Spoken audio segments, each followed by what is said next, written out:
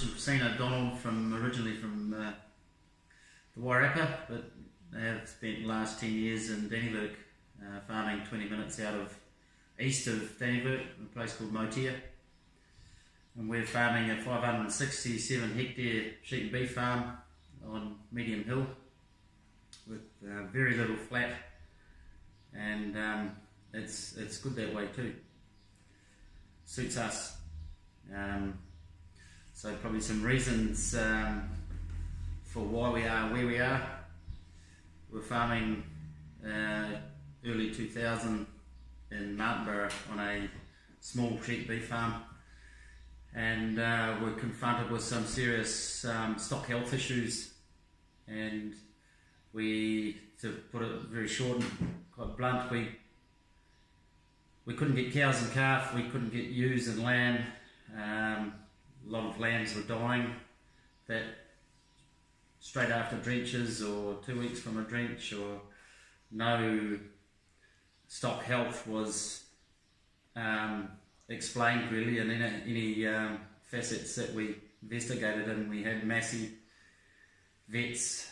In the end, we were speaking to a professor in the United States, and that was our light bulb moment.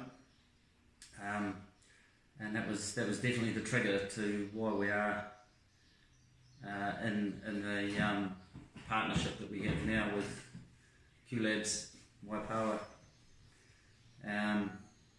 So just to explain, with the cows and calf, we worked out that it was the farm because we sent the cows off grazing, and within weeks they would be cycling, and they would not cycle at home. We had neighbours' heifers come in to go to one of our flash-hairy bulls we imported from Australia.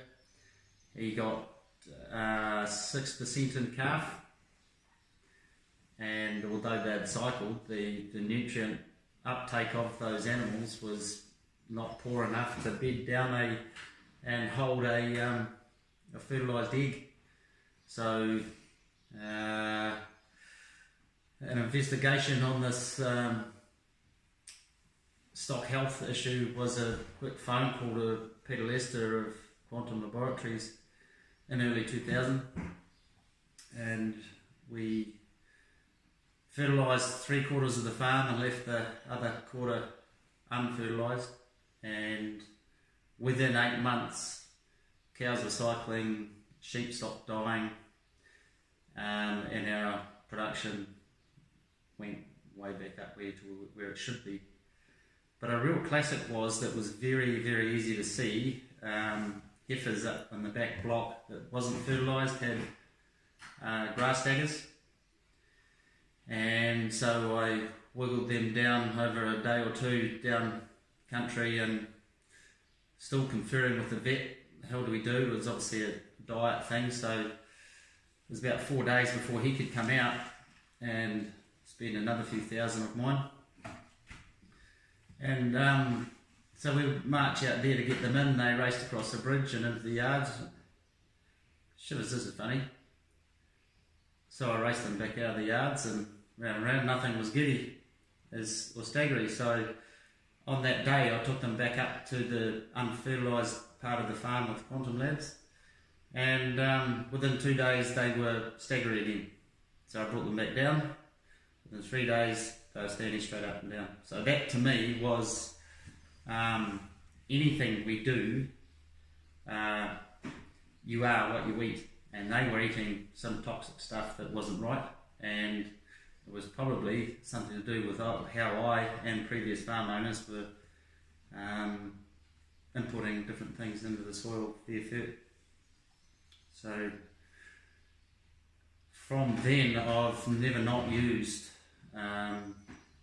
Quantum Laboratories or Qlabs now protocols and advice on how to fertilise the farm. I think for all the science and everything that Bruce talks to Raymond about, and soil testing here at Motia, there's that side of it, but also I think the relationship that we have with Raymond is fairly special in that we learn so much more about farming that is that's the icing on the cake, because you get all your science with the soil tests and combinations of things that we're going to put on the farm and food, but it's the added extras, it's the conversations, it's what we learn from Raymond, and he's just like an amazing resource of information, and we really treasure that, don't we? Yeah, it's the non-food related input that Raymond has, more directly that you would expect of your local vet, but a lot of his input in the stock health side of things is just a natural progression from what we've done with the soil input to how it affects the animal and how it's going to produce for us in a whole cycle of events. So having that rounded understanding of why you put that food on, not this one, or tweaks of, will have a direct effect to a specific